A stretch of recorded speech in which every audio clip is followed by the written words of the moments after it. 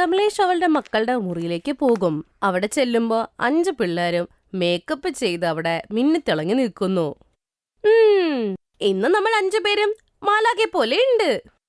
നോക്കിക്കോ നീ, നമ്മൾ 5 പേരും ഒരുങ്ങി കല്യാണത്തിന് പോയി നിൽക്കുമ്പോ എല്ലാരും നമ്മളെ തന്നെ നോക്കി നിൽക്കും. അതെ അതെ, നിങ്ങൾ 5 പേരെയല്ലേ നോക്കാൻ നിൽക്കുന്നേ. പക്ഷെ എനിക്കൊരു കാര്യം ഇപ്പൊ പിടികിട്ടുന്നില്ലല്ലോ. നിങ്ങൾ 5 പേരുടെ കയ്യിലും എത്ര ഉടുപ്പുണ്ട്? എന്നിട്ട് നിങ്ങൾ ഈ പാട്ടിയാല സൂട്ട് മാത്രമേ ധരിക്കുള്ളൂ. അതെന്താ? അമ്മയ്ക്കറിയാവുന്നതല്ലേ, ഞങ്ങൾ ഈ പാട്ടിയാല സൂട്ട് ഇടുമ്പോൾ ദേവതമാരെ പോലെ ഇരിക്കും. ഓ എന്റെ ദേവതകളെ, പെട്ടെന്ന് ഒരുങ്ങി വന്നാൽ നിങ്ങളെ ഞാൻ പാർട്ടിക്ക് കൊണ്ടുപോയില്ലേ ഞാൻ ഒറ്റയ്ക്ക് അങ്ങ് പോകും കേട്ടോ. അമ്മയുടെ ദേഷ്യം കണ്ടപ്പോ 5 പേരും പെട്ടെന്ന് തന്നെ ഒരുങ്ങി അമ്മയുടെ കൂടെ പാർട്ടിയിലേക്ക് അങ്ങ് പോകും. പാർട്ടിക്ക് എത്തിക്കഴിയുമ്പോ എല്ലാവരുടെയും കണ്ണ് ഈ 5 പേരിൽ തന്നെ. പാർട്ടിയിൽ എല്ലാരും സാരി, ലെഹങ്ക, ക്രോപ്പ് ടോപ്പ് ഒക്കെ ഇട്ട് വന്നിട്ടും പാട്ടിയാല ഇട്ട് വന്ന ഈ 5 പേരെ തന്നെയായിരുന്നു എല്ലാരും നോക്കിക്കൊണ്ടിരുന്നത്. 5 പേരും പാട്ടിയാലയിലും അതീവ സുന്ദരിയായിരുന്നു. ആ പാർട്ടിയിൽ ദയ എന്ന പേരുള്ള സ്ത്രീ ഉണ്ടായിരുന്നു. അവരെ 5 പേരെ കണ്ടിട്ട് ഒരാളോട് ചോദിക്കും, ഈ 5 പെൺകുട്ടികൾ ആരാണ്? അതീവ സുന്ദരികളായിട്ടുണ്ട്. ഇവർ 5 പേരും എന്റെ വീട്ടിലെ മരുമക്കളായാൽ വീട്ടിൽ ഐശ്വര്യം വന്നു കയറുമല്ലോ. ഇത് ഞങ്ങളുടെ ബന്ധുക്കളുടെ പെൺമക്കളാണ്, അവരോട് വേണമെങ്കിൽ സംസാരിച്ചോളൂ. പിന്നെ ചോദിക്കൂ അത്. അയാള് കമലേഷിന്റെ അടുത്ത് കാര്യങ്ങൾ ചോദിക്കും. അങ്ങനെ ദയ 5 മക്കളെയും കൊണ്ട് വീട്ടിലെത്തും. കല്യാണത്തിന്റെ ഡേറ്റ് കുറിച്ച് അവര് പോകും. അങ്ങനെ 5 പേരുടെ കല്യാണ ഡേറ്റ് ഫിക്സ് ആകും. 5 പേർക്കും കല്യാണത്തിന് ധരിക്കേണ്ട ഉടുപ്പ് അവിടെ വരും. നോക്കിക്കേ, നിങ്ങൾ 5 പേർക്കും കല്യാണത്തിന് ഇടേണ്ട വസ്ത്രം വന്നിരിക്കുന്നു. അയ്യോ, ഇത് ലെഹങ്കയാണല്ലോ. ഞങ്ങൾക്ക് ഞങ്ങളുടെ കല്യാണത്തിന് പാട്ടിയാല സൂട്ട് ഇട്ടാ മതി. അതെ അമ്മ, ഞങ്ങൾക്ക് ഈ ലെഹങ്ക ഇടണ്ട. നിങ്ങൾ 5 പേർക്ക് എന്താ വട്ട് പിടിച്ചിരിക്കുകയാണോ? ഞങ്ങൾക്കൊന്നും അറിഞ്ഞൂടാ. ബ്രൈഡൽ കളക്ഷനകത്ത് പാട്ടിയാല സൂട്ടൊക്കെ ഉണ്ടല്ലോ, അത് മതി. ഞങ്ങൾ അത് ധരിക്കൂ. ഇല്ലേ ഞങ്ങൾ കല്യാണം കഴിക്കുന്നില്ല. ഇത് ഞങ്ങളുടെ വാക്ക അമ്മയ്ക്ക്. കമലേഷിന്റെ 5 പിള്ളേരുടെ വാശി. അത് കാരണം ഒന്നും മിണ്ടിയില്ല. 5 പേർക്കും ബ്രൈഡൽ കളക്ഷനിലെ പാട്ടിയാല മേടിച്ചു കൊടുക്കും. കല്യാണ ദിവസം 5 പേരും ബ്രൈഡൽ പാട്ടിയാല സൂട്ട് തന്നെ ധരിക്കും. ഇത് കണ്ട് അവരുടെ അമ്മായിയോട് എല്ലാരും പറയും, ഇതെന്താണ് ദയ, നിന്റെ മരുമക്കള് ലെഹങ്ക ഇട്ടില്ലല്ലോ, പാട്ടിയാല സൂട്ട് ഇട്ടിട്ടാണല്ലോ കല്യാണം കഴിച്ചേ. ആ അതിനെന്താണ്, പാട്ടിയാല സൂട്ടല്ലേ ഇട്ടേക്കണേ, മിനി സ്കേർട്ടോ ഫ്രോക്കൊന്നുമല്ലല്ലോ. അങ്ങനെ 5 പേരും കല്യാണം കഴിഞ്ഞ് ബ്രൈഡൽ പാട്ടിയാല സൂട്ടിൽ വീട്ടിലെത്തും. കല്യാണ ചടങ്ങിൽ എല്ലാവർക്കും ക്ഷീണമായി. അതുകൊണ്ട് തന്നെ മുഖം കാണുന്ന ചടങ്ങ് അടുത്ത ദിവസത്തേക്ക് മാറ്റിവെച്ചു. അടുത്ത ദിവസം രാവിലെ, ഇന്നാ മക്കളെ, ഇന്ന് വൈകുന്നേരം മുഖം കാണിക്കുന്ന ചടങ്ങിന് ഈ സാരി ഉടുക്കണം. ഉറപ്പായിട്ടും ഈ സാരിയിൽ നിങ്ങൾ സുന്ദരിയായിരിക്കും. ഇത് പറഞ്ഞ് ദയ അവളുടെ മുറിയിലേക്ക് പോകും. സാരി കണ്ടതോടെ അവരുടെ മുഖം അങ്ങ് വാടി. എന്തുവാ എനിക്ക് സാരി ഒന്നും ഉടുക്കണ്ടടാ. പിന്നെ അല്ലാതെ നമ്മൾ എന്ത് അടിപൊളി പാട്ടിയാല സൂട്ടാണ് ഈ ചടങ്ങിന് വേണ്ടി തയ്പ്പിച്ചത്. അമ്മ ചോദിച്ചാ പിന്നെ നമ്മൾ എന്തു പറയും? എന്ത് പറയാൻ, സാരി ഉടുക്കാറിയില്ല എന്നങ്ങ് പറഞ്ഞാ പോരെ. ഈ സൂട്ടും ട്രഡീഷണൽ തന്നെയല്ലേ, അത് മതി. വൈകുന്നേരം ആവുമ്പോ 5 പേരും പാട്ടിയാല സൂട്ട് തന്നെയാണ് ധരിച്ചത്. ഇത് കണ്ട് അയൽപക്കക്കാര് പറയാൻ തുടങ്ങി, എന്റെ ദൈവം, ഇതെന്ത് കാഴ്ചയാണ് കാണുന്നത്? മുഖം കാണിക്കുന്ന ചടങ്ങിനും ദാണ്ടെ പാട്ടിയാല സൂട്ടാ. അയ്യോ, ഒരുത്തിടെ കൈ കുറവും ഒരുത്തിടെ കഴുത്തുമുഴം തുറന്നിരിക്കണ്. ഈ സൂട്ട് കണ്ടാ നീളം കുറവാ. കുഞ്ഞു പിള്ളേരുടെ ഉടുപ്പിട്ടിട്ട് വന്നേക്കണ്. സത്യം പറയാലോ ദയ, നിന്റെ മരുമക്കൾ ഇത് എന്തുവാ ചെയ്യണേ? ഇവർക്കൊന്നും നാണമില്ലെന്ന് തോന്നുന്നു. ആന്റി, ഞങ്ങൾക്ക് നാണമില്ലാന്ന് പറയുന്നോ? ട്രാൻസ്പാരന്റ് ആയിട്ടുള്ള സാരി ഉടുത്തിട്ട് ഡീപ്പ് നെക്കുള്ള ബ്ലൗസൊക്കെ ഇട്ട് ഡാൻസ് ചെയ്ത നിങ്ങളുടെ മരുമോള്. മിണ്ടാതിരിക്കെ, അവള് സാരിയെങ്കിലും ഉടുത്തിരുന്നല്ലോ. എല്ലാരും വന്നേ, വലിയ സംസാരിക്കാൻ വന്നിരിക്കുന്നു. എല്ലാ സ്ത്രീകളും അവിടെ നിന്ന് പോവും. അങ്ങനെ ദിവസങ്ങൾ നീണ്ടുപോയി. ദയയുടെ മരുമക്കൾ അവർ ഒരിക്കലും സാരിയോ മറ്റുള്ളതോ ധരിക്കില്ല. എന്നും പാട്ടിയാല തന്നെയായിരുന്നു. ദയ ഇതെല്ലാം കണ്ട് കണ്ട് അവക്കും ഭയങ്കര ബുദ്ധിമുട്ടായി മാറി ഈ പാട്ടിയാല. പിന്നീടൊരു ദിവസം, പിള്ളേരെ, ഇന്ന് നമ്മുടെ ചിറ്റ വരുന്നുണ്ട് നിങ്ങളെ കാണാൻ. ഞാൻ കൈ ഊപ്പി നിങ്ങളോട് പറയാണ്, കുറച്ച് ദിവസത്തേക്ക് വേണ്ടി സാരി ഉടുത്ത് നടക്കണം. ഇല്ലേ ചിറ്റമ്മയ്ക്ക് ഭയങ്കര വിഷമമാകും. പക്ഷെ അവർ 5 പേരും ആര് പറഞ്ഞാലും കേക്കില്ല. എപ്പോഴും പാട്ടിയാല സൂട്ടിട്ടേ കറങ്ങാറുള്ളൂ. വൈകുന്നേരം ചിറ്റ വരുമ്പോഴേക്കും 5 പേരും നമസ്കരിക്കാനായി കുനിയും. അപ്പോഴേക്കും അവരുടെ കഴുത്തുമുഴം കാണും. പട്ടിയാലയുടെ കുഞ്ഞു കുർത്തി മുകളിലോട്ട് കയറുകയും ചെയ്യും. ചിറ്റമ്മയ്ക്കിത് കണ്ട് ഭയങ്കരമായി അവരോട് ദേഷ്യം വരും. അയ്യയ്യോ, ദേ നിന്റെ 5 മരുമക്കളും ഒരു നാണവും മാനവും ഇല്ലാത്തവരാ. എന്തു വസ്ത്രം ഇത് ധരിച്ചിരിക്കുന്നത്? നീ ഗ്രാമത്തില് എന്ത് രസായിട്ടാ ജീവിച്ചത്? സാരി അല്ലാണ്ട് നീ വേറെന്തെങ്കിലും ഉടുക്കായിരുന്നാ? ഇവിടെ വന്നപ്പോ മോഡേൺ ആയി നിന്റെ ചിന്തകളും. നിനക്കും ഒരു നാണോ ഇല്ല ഇവരുടെ കൂടെ കൂടി. നാത്തൂൻ പറഞ്ഞ കാര്യം കേട്ട് ദയയ്ക്ക് ആകെപ്പാടെ വിഷമമായി. കരഞ്ഞുകൊണ്ട് അവൾ അവളുടെ മുറിയിലേക്ക് പോകും. അവളുടെ നാത്തൂനും അവളുടെ പുറകെ തന്നെ പോകും. നമ്മള് കാരണമല്ലേ അമ്മായിയമ്മയ്ക്ക് ഇങ്ങനെയൊക്കെ കേൾക്കേണ്ടി വന്നത്. ഭയങ്കര വിഷമമായി പോയത്. നമ്മള് കാരണം അമ്മായിയുടെ കണ്ണും നിറഞ്ഞല്ലോ.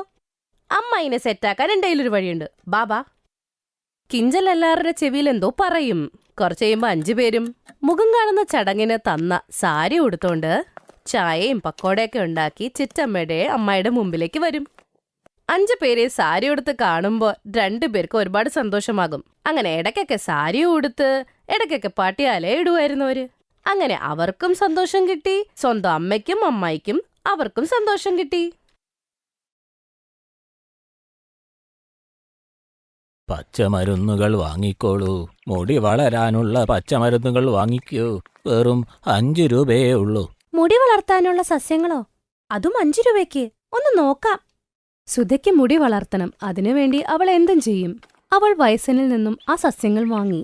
അദ്ദേഹം പറഞ്ഞു, ഈ ഔഷധ സസ്യം നന്നായി പൊടിച്ചു കഴിഞ്ഞാൽ അതിൽ നിന്നും എണ്ണ പുറത്തു വരും. ആ എണ്ണ ഉറങ്ങുന്നതിന് മുൻപായിട്ട് തലയിൽ തേച്ച് പിടിപ്പിച്ചാൽ മതി. സസ്യങ്ങൾ വാങ്ങി സുധ അകത്തോട്ട് പോയി. സുധ അപ്പ് ആ സസ്യങ്ങൾ അരച്ച് അതിൽ നിന്നും എണ്ണയെടുത്ത് തലയിൽ പുരട്ടി കിടന്നുറങ്ങി.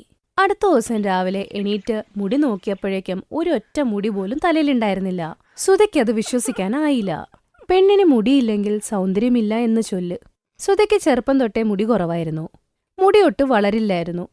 സുധയ്ക്ക് നിറം കുറവായിരുന്നു. അന്നാ അനിയത്തി രാധയ്ക്ക് നല്ല കട്ടിയുള്ള മുടിയായിരുന്നു, നിറവുമുണ്ടായിരുന്നു. അതുകൊണ്ട് രാധ ചെറുപ്പത്തിൽ എപ്പോഴും സുധയെ കളിയാക്കുമായിരുന്നു. നീ എന്റെ ചേച്ചിയൊന്നും അല്ല, അച്ഛനും അമ്മയും നിന്നെ ദത്തെടുത്തതാ വഴിയിൽ നിന്നും, അതുകൊണ്ടല്ലേ നിറമില്ലാത്തത് നിനക്ക്. ഇത് കേട്ട് സുധ എപ്പോഴും കരയും. അച്ഛമ്മ ഇത് കണ്ടില്ലേ, രാധ എന്നെ കളിയാക്കുന്നു. അമ്മ, അച്ഛ നോക്ക്. രാധയും സുധയുടെ അമ്മ ശമിത പറയും, എന്തിനാ നീ കരയുന്നേ? രാധ തെറ്റൊന്നും പറഞ്ഞില്ലല്ലോ. നിനക്ക് നിറം ഇച്ചിരി കുറവാ, മുടിയുമില്ല. എനിക്ക് ഇങ്ങനത്തെ മകളല്ല വേണ്ടത്. സുധയുടെ അച്ഛനും അവളെ സ്നേഹിക്കുന്നുണ്ടായിരുന്നില്ല. സുധയ്ക്ക് എപ്പോഴും എല്ലാവരിൽ നിന്നും വെറുപ്പാണ് സമ്പാദിക്കാൻ പറ്റിയത്. അങ്ങനെയാണ് വളർന്നത്. എല്ലാ ദിവസവും ദൈവത്തിന്റെ അടുത്ത് പ്രാർത്ഥിച്ച് അവൾ പറയും, എന്റെ ദൈവമേ, എന്തെങ്കിലും ഒരു അത്ഭുതം കാണിക്ക്. എന്റെ കാൽമുട്ട് വരെ എനിക്ക് മുടിത്താ, പ്ലീസ് ദൈവമേ, പ്ലീസ്.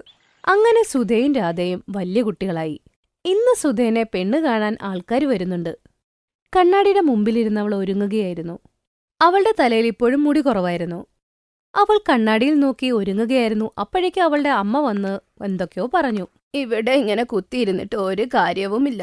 പെട്ടെന്ന് ആവട്ടെ, അല്ലെങ്കിൽ ഈ പയ്യൻ ഇവിടുന്ന് അങ്ങ് പോകും. അവിടെ രാധ വന്നു പറഞ്ഞു, എനിക്ക് മനസ്സിലാവാത്തത് എന്നേക്കാൾ മുമ്പ് ഈ ഭൂതിനിയുടെ കല്യാണം കഴിപ്പിക്കുന്ന എന്തിനാന്നാ.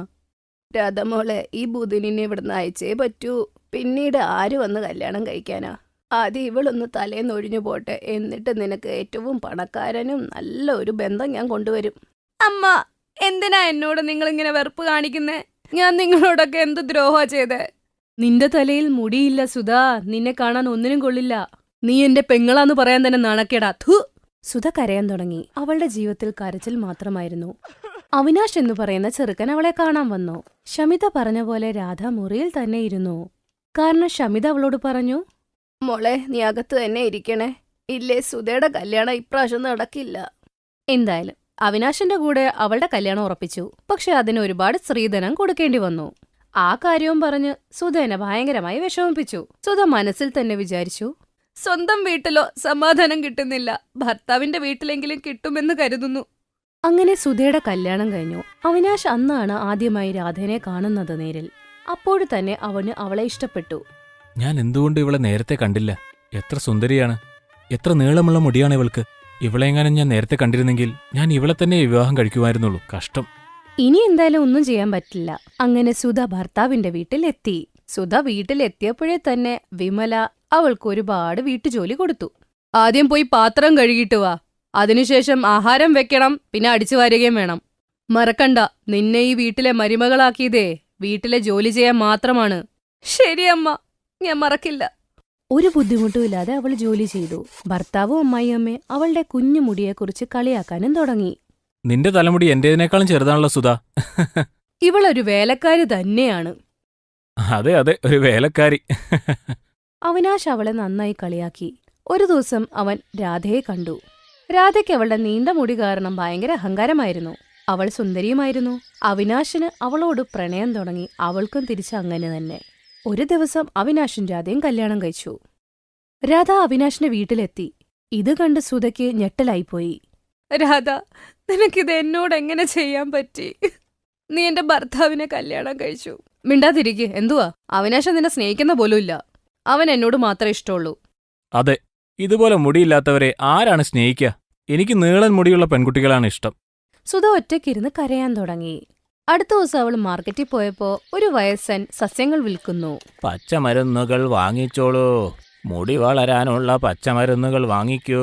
വെറും 5 രൂപയ്ക്ക്. മുടി വളർത്തുന്ന സസ്യങ്ങൾ വെറും 5 രൂപയ്ക്ക്? ഞാൻ ഒന്ന് നോക്കട്ടെ. സുധയ്ക്ക് എങ്ങനെയും മുടി വളർത്തണം. അതിനുവേണ്ടി അവൾ എന്തും ചെയ്യും. അവൾ വയസ്സന്റെ കയ്യിൽ നിന്നും അതങ്ങ് വാങ്ങി.